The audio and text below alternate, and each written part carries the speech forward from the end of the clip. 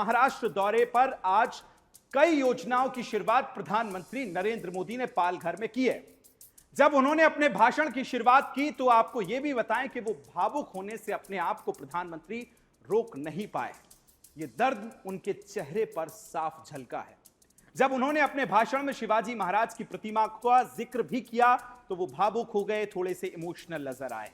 आपको बताएं कि इसके लिए उन्होंने जनता से माफी भी मांगी है।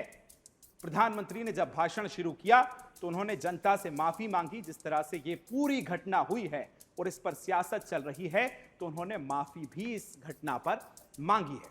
ये भी आपको बताते हैं कि उन्होंने कहा कि यह गंभीर विषय है, इस पर पॉलिटिक्स नहीं होनी चाहिए। हालांकि आपको यह भी बता दें कि इस विषय पर पिछले कई दिनों से राजनीति अपने चरम पर चल रही है, लेकिन आज पीएम ने सारी डर्टी पॉलिटिक्स पर जैसे ब्रेक लगा दिया है। फिलहाल पुलिस मामले में कॉन्ट्रैक्टर जयदीप आप्टे और स्ट्रक्चरल कॉन्ट्रैक्टर जो था कंसल्टेंट चेतन पाटिल के खिलाफ एफआईआर दर्ज भी अब तक इस पूरे मामले में कर ली गई है। आपको यह भी बता दें कि घटना के बाद एनसीपी, शिवसेना सहित कई विपक्षी दलों ने इस विषय पर एनडीए सरकार की जमकर आलोचना भी की है। तो आपको यह भी बता दें कि जिसके बाद महाराष्ट्र के मुख्यमंत्री एकनाथ शिंदे ने भी माफी मांगी थी, लेकिन आज पीएम ने कहा कि मैं छत्रपति शिवाजी महाराज के श्री चरणों में गिरकर उनसे माफी मांगता हूं।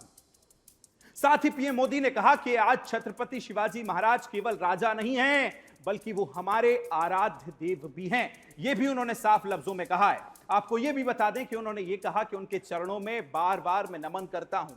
आगे ये कहा कि छत्रपति शिवाजी महाराज से प्रेरणा लेकर हम विकसित महाराष्ट्र और विकसित भारत के संकल्प को तेजी से आगे बढ़ा सकते हैं। लेकिन शिवाजी महाराज को चुनाव और छवि सुधारने की बात कहने वाला विपक्ष तब क्यों मौन था जब देश भर में कहीं सूखा था तो कहीं बाढ़ जैसे हालात थे। छत्रपति शिवाजी महाराज को अपने आराध्य देव मानते हैं।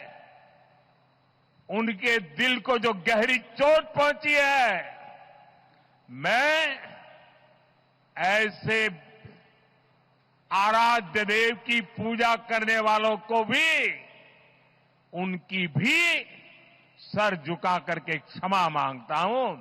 मेरे संस्कार अलग है। हमारे लिए हमारे आराध्य देव से बड़ा कुछ नहीं होता है। साथियों, आज का दिन महाराष्ट्र की विकास यात्रा का एक ऐतिहासिक दिन है। ये भारत की विकास यात्रा के लिए बहुत बड़ा दिन है। विकसित महाराष्ट्र, विकसित भारत के संकल्प का सबसे अहम हिस्सा है। इसलिए पिछले 10 वर्ष हो